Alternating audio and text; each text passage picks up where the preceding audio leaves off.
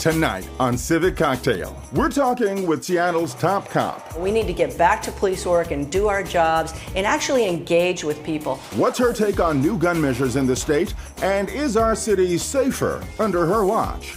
Dad, you do know you can't lecture her all night, right? Then, from the Emerald City to the lights of Hollywood and back again, filmmaker Lynn Shelton talks about making movies and money in her hometown.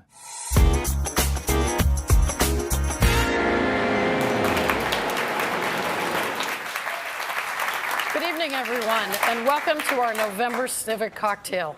I'm Joni Balter, and I'm sitting here this evening with Seattle's new police chief, Kathleen O'Toole.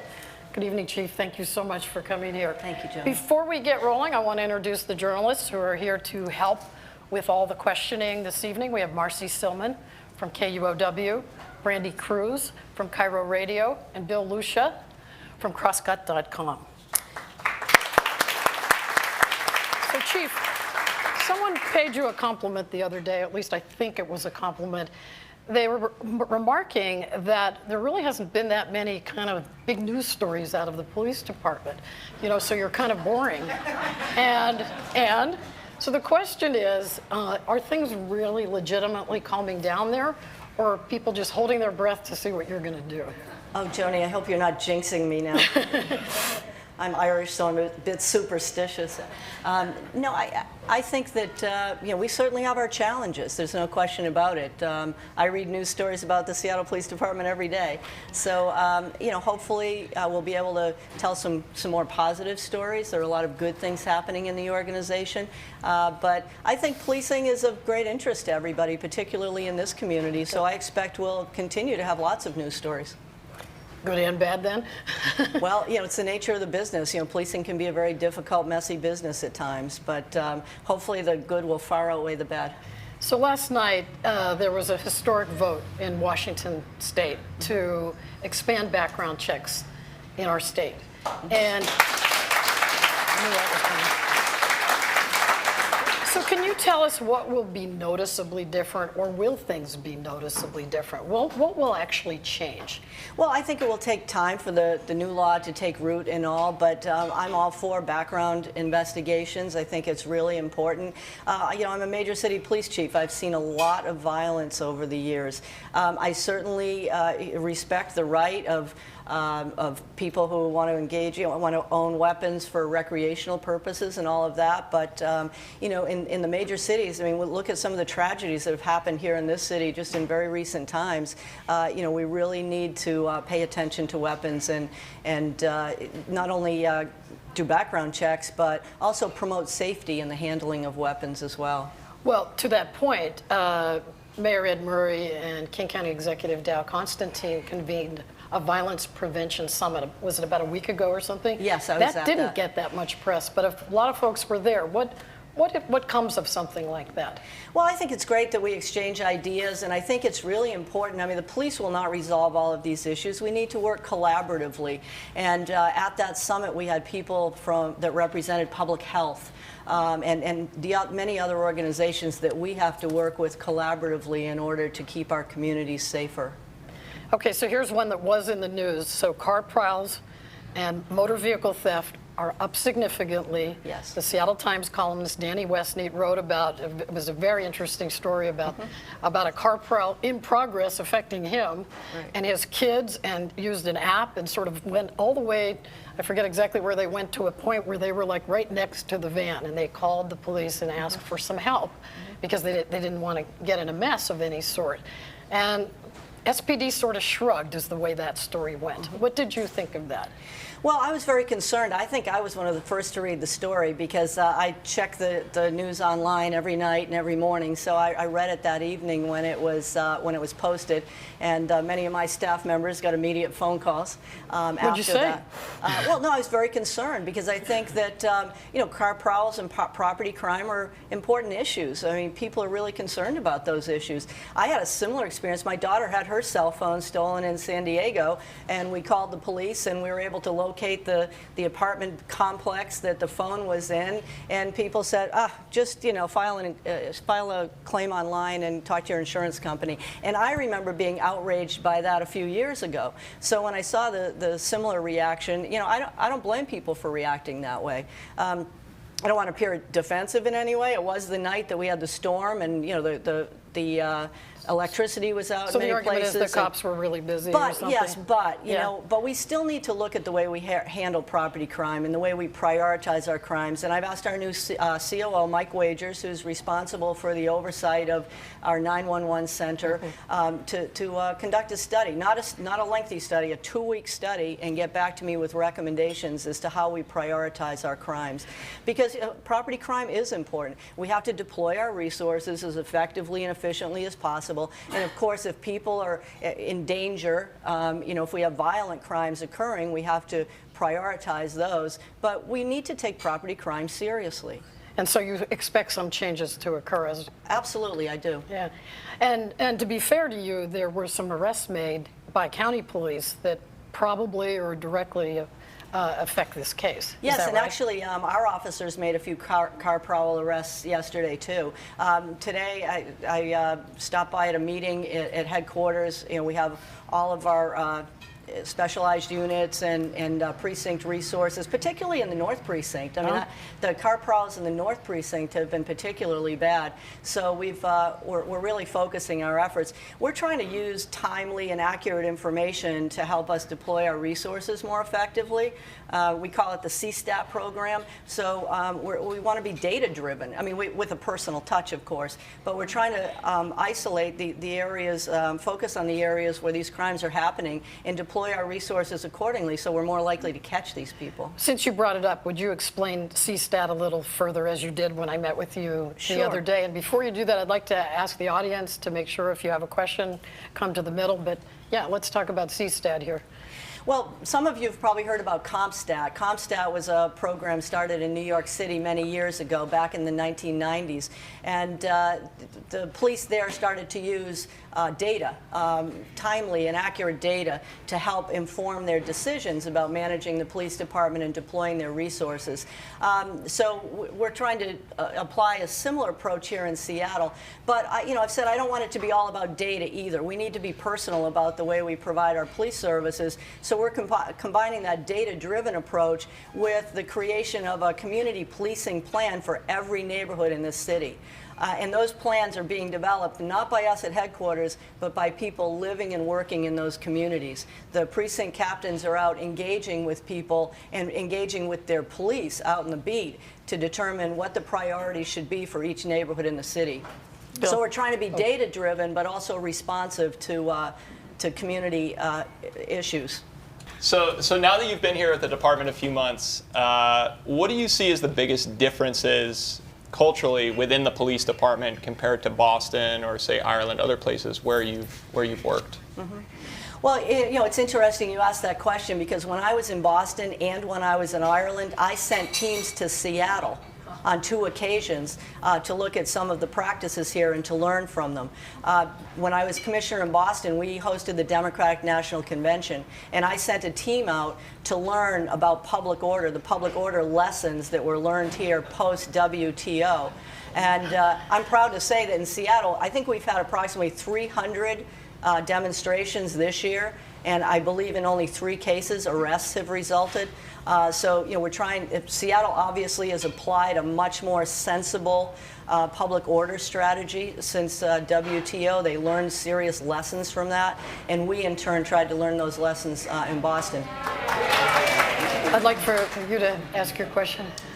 Yes. Are there statutes or some written documents that say when it's appropriate for outside agencies to come in to investigate the Seattle Police Department, whether it be the state or the federal government? And then I'm trying to remember, is it traditional that you wear a uniform?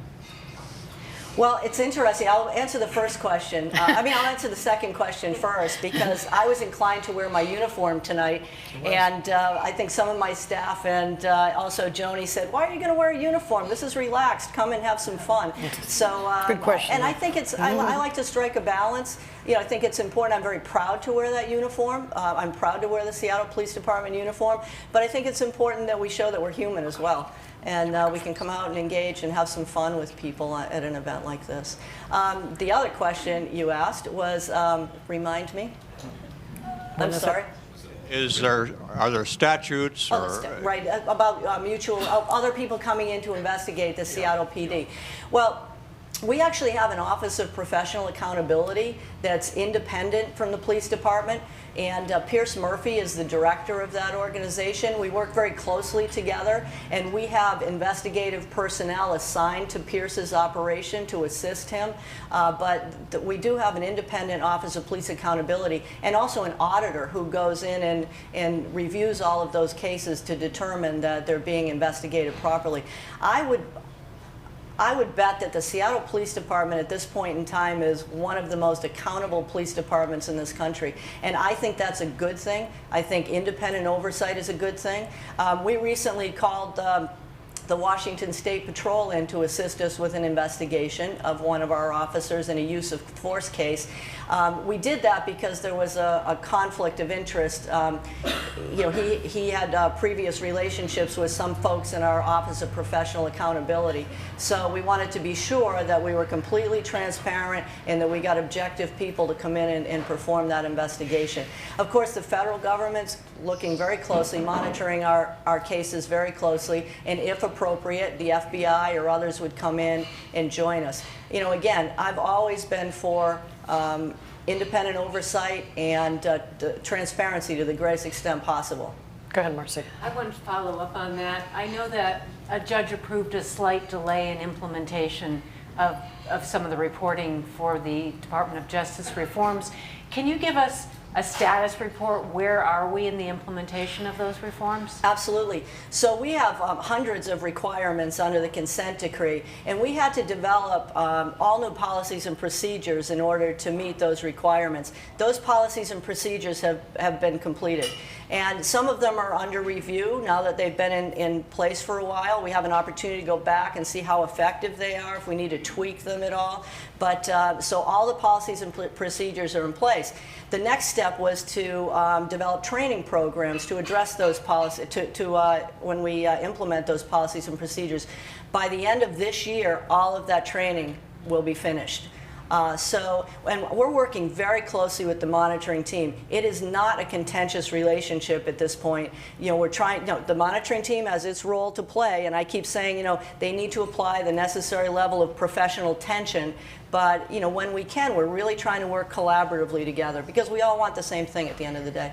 Glad to see the audience there, Mr. Verovic. I wanted to sort of follow up a little bit on the first question with a doubly provincial question from me. I am born in Boston, raised in the Boston area. I have two brothers who still live there. When you were a finalist, I asked them about you, and they said, "Oh, she's great." And I said, well, God, what kind of Boston police chief is that everybody loves? That can't be, especially with our great history of, corrupt cop crime movies and all that. But I'm really curious. You talked about internally what the differences are, but sort of externally, the nature of crime in Boston compared to the nature of crime in Seattle. How do they compare? Well, Seattle's a safer city, no question about it. So that's a good thing, and we want to keep it a safer city. But the cities are similar in many respects. I feel very much at home here in a very short period of time. I feel very much at home. And I think Boston's similar to Seattle in that it's a city of neighborhoods and proud neighborhoods. Also, there's a lot of civic engagement. People get involved in the community. I go to community meetings in Seattle and have a similar experience to that I had in Boston. People come out. They want to contribute in a constructive way. So I think that's a really good thing. Boston's committed to innovation. So is Seattle. I think they're two wonderful cities. Seattle actually just surpassed Boston in population as the fastest growing city in this country. I was joking. I read it the week that my husband and I arrived, so I think we tipped the scales. Yeah. You're the reason for all the traffic. Yeah, well, I'm not taking credit for the traffic there. But no, they're two wonderful cities, but this is, I think the quality of life here is actually far superior, to be honest. Brandy. I think it's a good topic on quality of life. And you and I were chatting about how much we love downtown, and you live downtown, and I'm planning on moving down here. And you cannot hide the fact that we have chronic homelessness, we have rampant panhandling. It's something hotel owners, tourists to the city are starting to get fed up with. And it's a really tolerant city, and to some extent that has contributed to a lot of those problems.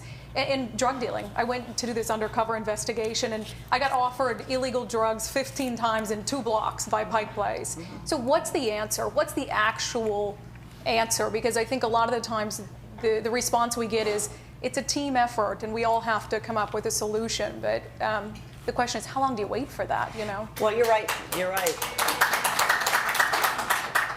It is a team effort, but the police department has a great deal of responsibility in that effort, and we need to step up and we need to get the job done. So, you know, I'll address it from our department's perspective, and then I'll also talk a little bit about the work we're doing with the mayor's office.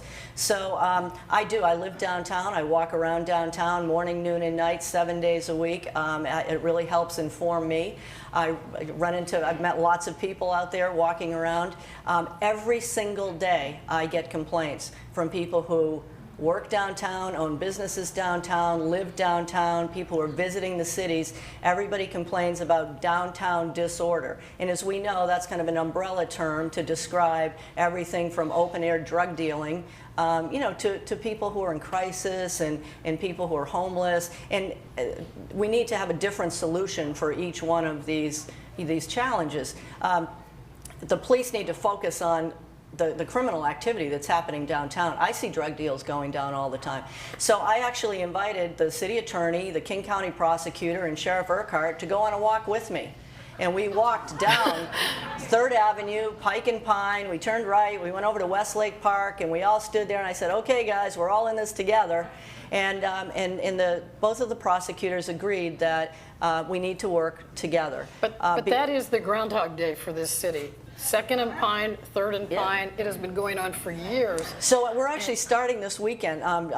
Assistant Chief Paul McDonough is leading this effort, but we're bringing in a number of resources. We're going to maximize the available. We'll take all of our citywide resources, whether they're gangs, drugs, SWAT, traffic resources, to help bolster the resources that are here in the West Precinct. I think the West Precinct bicycle officers do a phenomenal job, and they know they know the players, and they know who the prolific offenders are. So just as I said earlier that we're trying to focus on, you know, data-driven, you know, on areas, on hot spots in the city, we're also going to focus on prolific offenders.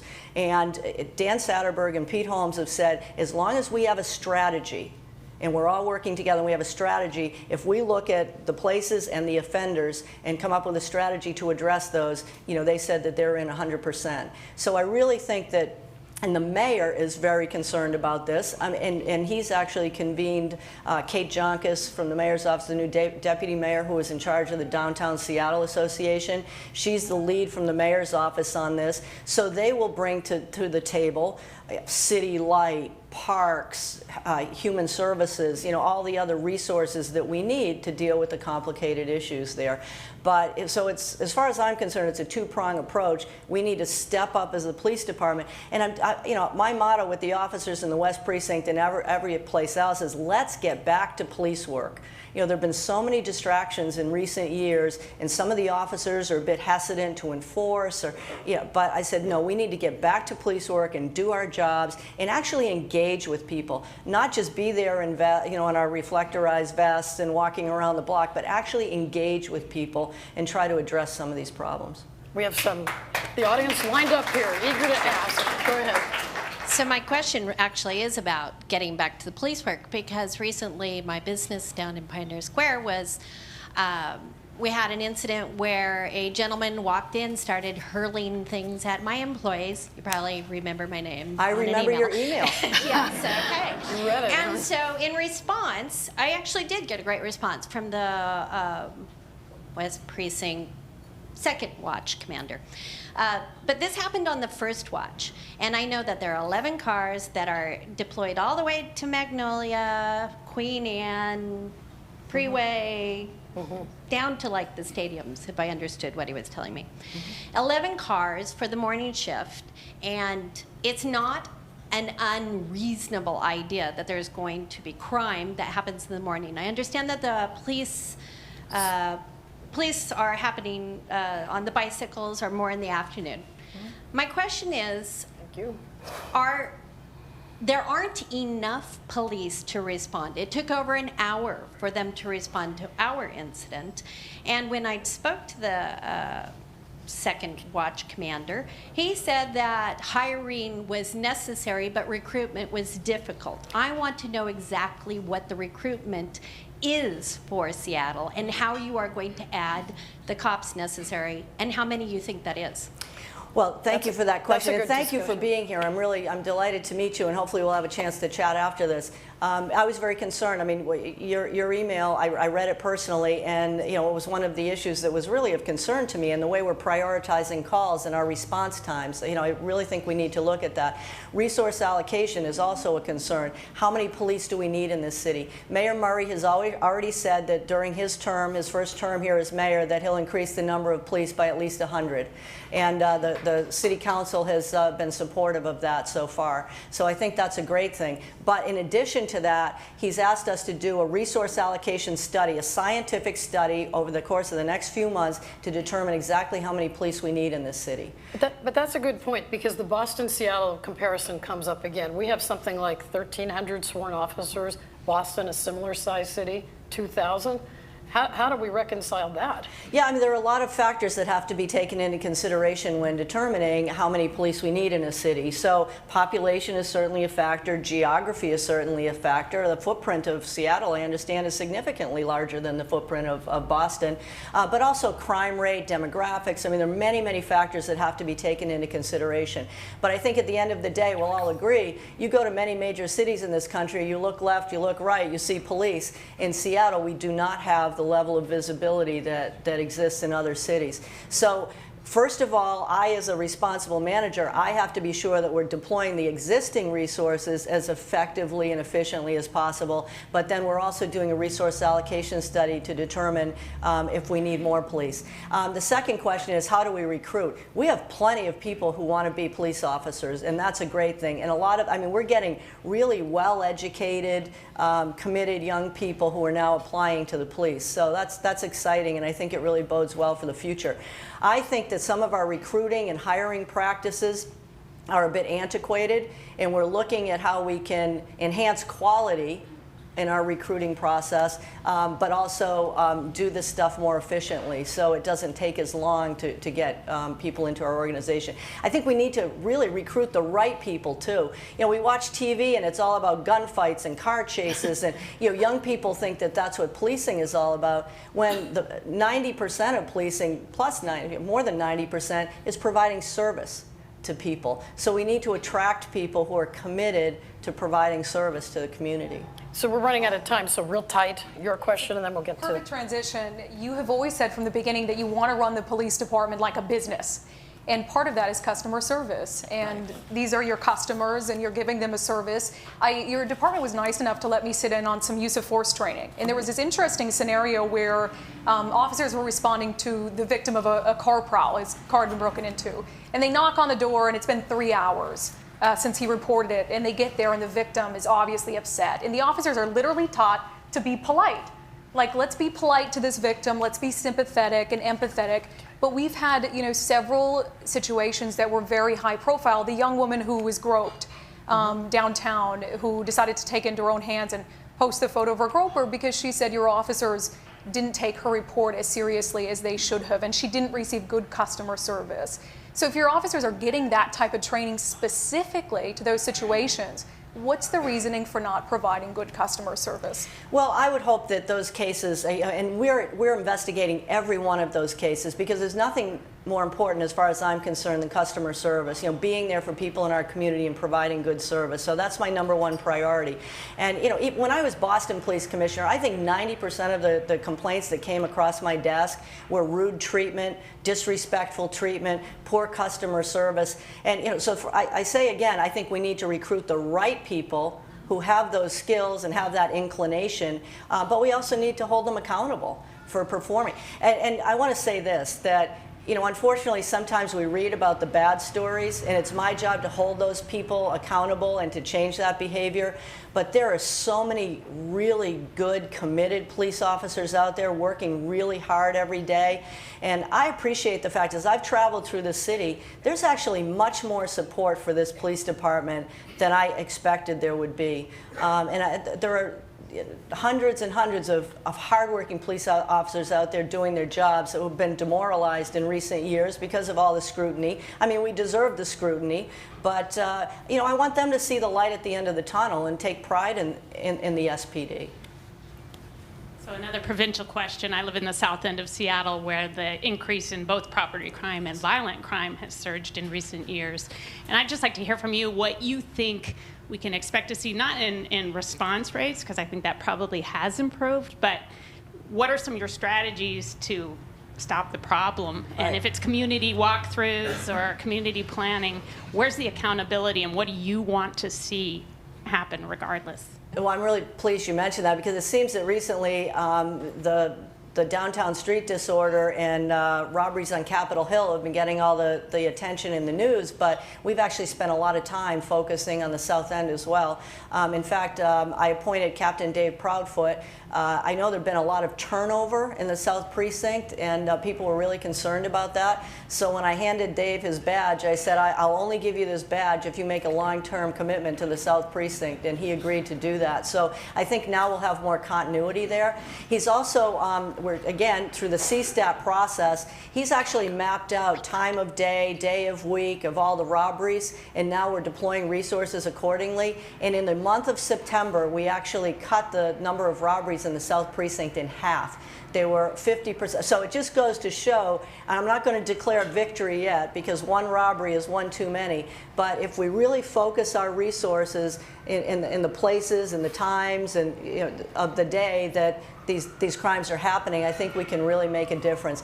And I'm all for prevention and intervention as well. It's not just about enforcement, and especially when it comes to youth violence, the police department needs to participate in these programs, these skills building programs for young people, so that we keep them in school. We give them the confidence they need, we give them the skills they need, the education, the job skills, to be productive members of our community. So it's not all about enforcement. Enforcement, of course, is the work of the police, and we have to do that as a last resort, but we also need to focus on prevention and intervention to the greatest extent possible. Super quick question. Yeah, so you talked about downtown street disorder, now you talked about the Southeast Seattle, and you mentioned working with other city departments and working with the mayor's office. What are specific things you need from those other departments and from the mayor's office to get your job done? Because it clearly we can't police our way out of some of these problems. Right, no, you're absolutely right. So it is a team effort, but I'll give you an example. Somebody mentioned the Find It, Fix It walks that we did this summer. I can't tell you how many times we went to places that were really dark. I mean, I walk around at some of these parks that people are complaining about downtown, whether it's Occidental Park or Courthouse Park or Westlake Park. There are lighting issues. So we need to work with the City Light to get the lighting repaired. So that's just one example. But we need to work with social services as well. We have, we call them crisis response teams. We have police officers who go out and they work with mental health professionals, and they work together in teams, and they try to address people in crisis out there in the field. And when I talk to these police officers, they are so committed to the work they're doing. But one of them said to me, "Chief, I love my job, but we have 3 teams, and we expect to have 6,000 encounters this year." Wow. So, it's one of the biggest challenges is figuring out how we can scale some of these things. The LEAD program is wonderful. We have other diversion programs in place in this city. We have these crisis response teams. We have to figure out how we can scale this to get to more people and apply these effective programs to a bigger population. You're the final question. All right, thank you. And thank you for coming out tonight, Chief O'Toole. You've talked a little bit about your the reforms that have been going since the consent decree, and the recruitment policies that you're thinking about. But I guess I'm wondering about specifically in terms of racial bias and unconscious or conscious prejudice, racism. What, if anything, is being done that's new to address this because these allegations have been dogging the Seattle Police Department for years, allegations and evidence clearly. And that's all we're going to have time for. Is diversity hiring part of that solution? Okay. No, I'm really glad you mentioned that. In fact, implicit bias is extremely, it's a great concern to us. In fact, just yesterday, we started our latest training segment that is focused on that. And we do a lot of scenario-based work and videos around scenarios. And then we're actually having our Community Policing Commission, our CPC, the Monitor, and others sit in on that training to assess whether they think it's effective or not. I've worked as a monitor too, so I've seen this from both sides. I've done work for the U.S. Department of Justice, the Civil Rights Division. So I think it's really important that that we educate our officers. That, I mean, nobody will tolerate, we can't tolerate any bias, but sometimes we all bring baggage to the table that we don't even realize we have. So the implicit bias is something we really need to focus on. So that is all we have time for. Everybody grab a Civic Cocktail, and we'll be back with Seattle filmmaker Lynn Shelton. Thank you. Connect to life in the city anywhere, anytime with the Seattle Channel mobile app. People, arts, and politics at your fingertips. Whether live or on demand, access your favorite Seattle Channel programs in the palm of your hand. With the Seattle Channel app, viewing and sharing our featured shows is easy. Download the Seattle Channel app today. Stay in the know on the go. And we are back with Seattle filmmaker Lynn Shelton. Hearty welcome to a Garfield High grad. Yes. And Go Bulldogs. Go Bulldogs. And we have made some changes to the journalism panel to have some folks who are more focused on the arts. You can't be more focused on the arts than Marcy Silman from KUOW. We have Leah Baltus from City Arts Magazine, and Rustin Thompson, who writes film reviews for Crosscut and makes films of his own. And so, big exciting week and month for you. How is Laggies doing? Laggies is your new film. Yes, how is it doing? Laggies is a film I shot here in Seattle summer before last, and we premiered at Sundance in January, and it was bought by the distributor A24, and we did what's called a platform release. So weekend before this last weekend, we opened in 5 theaters, 2 in New York, 2 in LA, 1 in Seattle, and it did very nicely. We got 3rd in the specialty box office ratings that weekend, and then it opened in 16 screens this last weekend. It's going to open in 300. Oh my gosh. This coming weekend. So how many of you folks in the audience have seen one of Lynn's films? Raise your hand if you've seen one or plan to see one even. That covers everybody. Okay. Well, I hope that you'll ask her some questions. I saw Laggies the other night with Diane Douglas from City Club. And so I told you this in advance that, I sort of thought the plot, which you didn't write, was written by someone else, was a little preposterous, but it works. It somehow works. So how, explain that I did not write. It's the first movie I've directed that I didn't write, but I could have written it because I sort of specialize in this style of plot that seems on paper a little preposterous, but hopefully once you watch it through, we've told the story in such a way that they seem like believable characters and believable scenarios, and it actually come out feeling like, oh, I could see how that actually could have happened in real life. So that's my goal at any rate, and so I'm glad you felt like we might have pulled it off. Yes. Keira Knightley, I read somewhere that she gets something like $5 to $7 million a film.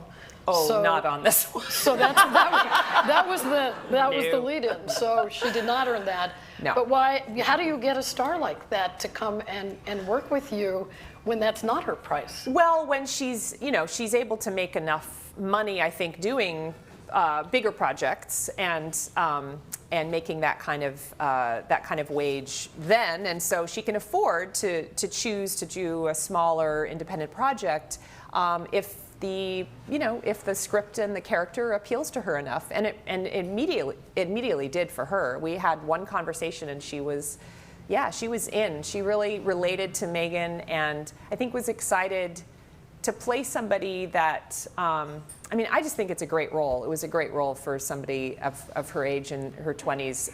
She is flawed, and she does unlikable things, and yet the audience is still rooting for her. And that's something that women are not afforded the opportunity to do as much, that territory. As a character, usually we're sort of held to a different standard and are supposed to be more likable on film. So I think that really appealed to her, that aspect of it. Well, you may be answering my next question, because I'm wondering, what about the script attracted you? Is it in this neighborhood that we're talking Many here? things, yeah. One is the, what happens is it's about a woman in a sort of quarter-life crisis when she realizes that the trajectory that all of her friends from high school are following on their journey towards adulthood is not the same trajectory that's going to work for her. Her gut is telling her, I don't think this is quite right for me. And so she kind of takes a time out from her familiar surroundings and ends up hanging out with these teenagers. And she feels at home with them, I think, because they cut her a little slack and don't put pressure on her to be somebody else. They just let her be who she really is. And I think that is when she realizes, oh, I'm not actually, even though I can sort of hang out with these people, I'm not a teen. I'm actually mature, you know. But that relationship, that little soul connection that she has, this 28-year-old with a 16-year-old, is something that really appealed to me, the unusual, unconventional, you know, kind of friendship. I also loved this flawed female protagonist. And I loved the tone of the film. I felt like Andrea Siegel, this very talented young writer who wrote the script, and I have a lot of similarities in our voice in terms of this combination of drama and humor, and the comedy all comes from a very character-based place instead of kind of contrived tropes. And she really cares about the little intricacies of real feeling interactions between, you know, people who seem like real flesh and blood people on screen. So that it just appealed to me immediately. So you are known for working with your own crew here, often in Seattle, and even an ensemble of actors. Crewtopia, you refer to this group of folks. But how does that make your films work for you? Why do you think that makes you successful? Yeah, I've shot 6 films in Washington State. All of the films I've ever shot have been shot here. And very happy to say. And I hope that continues to be the case. I really, really love shooting here. And one of the main reasons is that I have, for instance, Benjamin Kosolki has been the cinematographer on all of my films. And John Lavin is a production designer I've worked with many times, and Jeremy Mackey. There's many, many folks that there's sort of this family, and they're really dear friends of mine. Who doesn't want to work with their best friends? You know, it's such a great way to work in a very convivial and companionable atmosphere, but it also means that there's a shorthand between us. There is a sense of, this sort of loving warmth. You know, it's just a really positive environment, you know, and a very emotionally safe kind of creative playground when you feel that intimate with others, you know. To follow up on that, Lynn, what do you need from the city? That's all well and good to make films with your best friends. What do you need financially, I suppose, from the city itself to actually keep the industry here, keep your friends working with you? Well, in 2007, Washington State passed,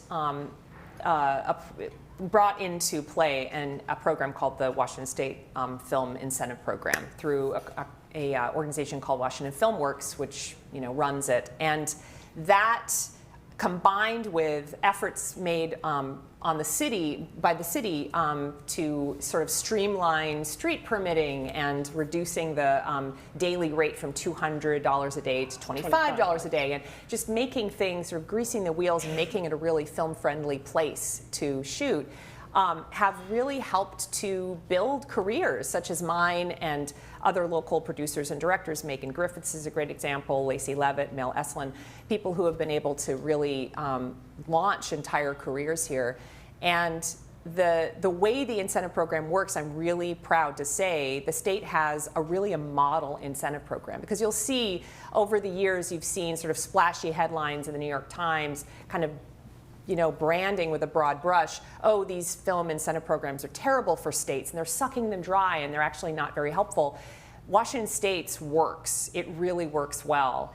But it's very small compared to like British Columbia or Oregon or any of these other states. Absolutely. And for instance, this year we had the most successful year that we've had with this incentive program. There was a television show that is now showing on the Sci-Fi Network that was shot 13 episodes called Z Nation, shot in Spokane. And the largest film that's come here probably since like Sleepless in Seattle days called Captain Fantastic. And then we were able to get, there was one more Amazon Prime pilot that got shot, sort of a 2 or 3 week thing. And that was it. All the money was gone because we have a very, very, very tiny, we have a cap, a low cap on how much can be spent. And it's one of the smallest in the nation. So unfortunately, you know, we've got this, we've built this momentum, we have this incredible reputation, and now we can't support, we turned away $55 million worth of projects that would have been brought in, 5 different projects that could have been going this summer. And so our next goal is to try to expand this. My personal goal is to expand this incentive program because, I mean, I was going to shoot a film here this summer. I had to put it off. Lacey brought a film. Because the money dries up by like April, right? Well, in this case, exactly. Yeah. It was snapped up. So for instance, just by comparison's sake, we have $3.5 million in our pot. Oregon has $10 million, plus another 2 that they can put in through other means. Vancouver, PC has $250 million. New Mexico has 50, and there are a number of states. There's like Georgia, Louisiana, Connecticut, Hawaii, Arkansas, no cap at all, no cap. So, I mean, the thing is that the cap is sort of a funny thing because one of the things that makes us special is that not a single cent is spent by our state until all the money has been brought in by the production. So the money has to have been spent. The jobs have to have been created. The jobs, by the way, which the Washington State Labor Council just said, they passed a resolution saying we don't support any corporate loopholes in our state except for the Washington State Film Incentive Program. And in fact, we need to expand it because it works so well and everybody has provided livable wages and are given pension and health benefits. And the production only gets a rebate on local hires. Other states, you can just, whatever you spend, you can bring an entire crew in from LA and they'll get rebates. Not so here. Keira Knightley did not get a rebate. The production didn't get a rebate on her salary, but on the entire crew, which was completely all Washington State residents, they got a rebate on all of that. So it really is an incentive to hire people who live here and work here and add to the economy. I'd like to invite audience folks to ask questions, come to the middle if you have a question, but for now, Rustin. Yeah, Lynn, I want to go back to this idea of your community of filmmakers, your support that you get from your crew, in terms of your artistic growth. And I'm wondering if you've ever thought that community is great, but sometimes it can be too much of a good thing, and wondering if you feel like it's inhibited you in terms of risks you might take as an artist, in terms of your creative growth, or if you sometimes make decisions to please your crew or your supporters that you might not otherwise make. In other words, do you have any secret desire to tell everybody, go away, I'm going to work with someone else?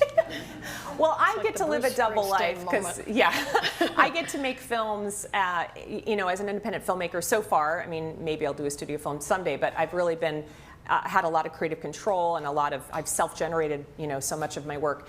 And then I've also been able to do a lot of television work. And so what's been nice about the television work, I go down to Los Angeles. I did shoot I directed one pilot in New York, but mostly it's been in Los Angeles. And I get to work with different crews, different writers. It's a whole different land. You know, I'm working on sound stages and, you know, in just such a very different environment. But it affords me the opportunity to work with different people, and I see different working styles, and sometimes I'll go and I'll shadow another director and see how they work, and I'll grill the crew about how other directors work. So I feel like I'm able to pick up a lot and get a sense of how I stack up against other directors. Like the crew will tell me, you know, or actors will tell me what it's like to work with different people. So I sort of get my opportunity to do that, I feel like, in television. And it's not to say that someday, you know, I mean, for instance, my cinematographer, Benjamin Kasulki, is really in demand these days. And he's doing a lot of television, he's doing a lot of other movies. So I know there's gonna be a time when our schedules don't, you know, he's committed himself to months of work and I have to shoot my film, you know. So I'll need to work with another cinematographer. And I welcome that opportunity, you know, but it's really, for me, I feel like, in this community that I've been working with, I feel like it's kind of the best of what collaboration can be, which is, you raise each other's game, and you really bring out the best in each other. So I hope that we're doing that. And it's like a marriage. I mean, you do have to kind of check in with each other and sort of do post-mortems, So after every project, we'll kind of check in and say, okay, what could have gone better? What should we put in place next time? That kind of thing. And creatively, we set the reset button too, and have little film festivals with a whole new set of references so that we can build a vocabulary and maybe create a different look or a different color palette for each film. I want to come back to the impact of the TV directing, but I want to give to the audience as well. Hi, my name is Kate. I'm a fan, and I was just curious. A director's view on a film can change it so drastically, director to director, and you're just talking about being compared to different peers. I'm just curious, what is it like to watch a film with you, do you think? That's great. What is it like to watch a film with me? Like just going to the movie theater and seeing a film? Well, you could ask my son, who's 15, and we've been going to see, every comic book movie together. Plus, Clash of the Titans and all those movies, some better than others. I mean, I am a total cinephile. I love watching movies, and I usually just get drawn into it, or I try, to lose myself in the experience, just like any audience goer. I laugh very loudly. I'm a big laugher. Some people think that I might have been paid to be a plant because I laugh so loud. So when something is funny, I express that. I'm a screamer. I don't tend to go to horror movies. Not really for me. But yeah, no, I really am just like any other audience member. Just the noisy one. For the most You're part. the noisy one. I'm just the noisy one. Right. Yeah, you want to just. So on the TV directing, so let's give you some credit for some of these things. You've directed a number of Mad Men, New Girl. One Mad Men. Only How many one. New Girls? I was the guest director that year. 5 New Girls. That's the 5. I got to do a wonderful show called Ben and Kate, which was very short-lived. The Mindy Project. And this new show, I just directed a couple episodes of a show that hasn't started airing yet, but I directed the pilot in the spring, and it got picked up for a mid-season pickup by ABC, so it'll start showing sometime in the new year. It's called Fresh Off the Boat, and it's an Asian American immigrant story. It's very exciting. The young star is named Hudson Yang, and he's 10 years old, playing an 11-year-old, and it's really funny, incredibly talented writers, and yeah, I can't wait for it to start. How does the TV directing impact the movie making and vice versa? Well, the TV directing enables me to make sure there's some kind of income coming in to pay the mortgage, so that I don't have to be. What's nice about that for me is that I don't have to have the same kind of commercial pressure on the filmmaking, and I don't have to take like I don't have to ever just be a gun for hire making movies. I feel very precious and protective of my movie output, I guess, and if I ever developed my own television show, it'd be the same thing. So I'm more interested in the creative, integrity, I guess, of those projects. Whereas, when I go in to when I'm a guest director on a TV show, I come in to do an episode of something, I'm serving somebody else's vision, because in television, the writer is the king. Right. And so I'm there as part of the team to help fulfill somebody else's vision. And it's nice to have that opportunity to not be the creative visionary, to just be a part of the team. And it really flexes my muscles. It keeps my directorial muscles flexed, just to be on set and getting to work with. I just had this ridiculous epiphany recently. I'm a huge fan of this show, Chopped. Do you guys know this show? I love this show so much, and it occurred to me that TV directing is a lot like Chopped, because you're given this, in Chopped you get a basket full of ingredients, and you have a certain time limit, and you have to make a great, the best meal you can. And it's like, I'm given this cast, I don't have any say over the cast, I'm given a crew, I'm given a script, and I'm given 5 days to shoot the thing, and I just have to make the best meal out of these ingredients that I can. And it's so, I don't know, it's really invigorating, and so I really love it. And the first TV job I ever had was, you were asking about the impact of the TV on the movies and vice versa. The first TV show I had was Mad Men. I shadowed another very capable director first, and then I came in and did my episode. And the crew told me, you are one of the fastest, most decisive directors we've ever worked with. And I didn't know that about myself. And it was really helpful because 2 months later, I shot this movie, Your Sister's Sister, which originally we only had 14 days scheduled, which wasn't enough to begin with. But then we lost one of our lead actors, and Rosemary DeWitt came in and saved the day. But she was still working on a TV show, United States of Terror, and we lost 2 days out of our schedule. So we had 12 days to shoot this thing.